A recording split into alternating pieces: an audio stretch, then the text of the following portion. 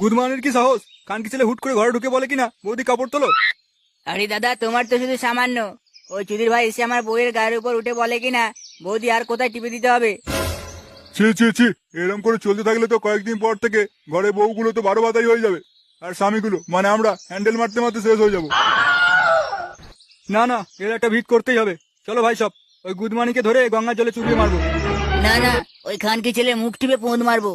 কেন বাড়া, ঘরে বউ দেয়নি নাকি? কি করে দেবে? ঘরের বউ যদি অন্যের সাথে ঠাপায় তাহলে আমার সাথে লড়কাবে কি করে? আর কোনো বালচাল কথা হবে না, সোজা চলো ওই বালের ক্লাবে, ওই গুদমানির মুখ টিপে পোঁদ মেরে দেবো। কানকির ছেলে কি ভেবেছে কি ওই কি শুধু বাড়া দিতে পারে? চলো ভাই সব চলো।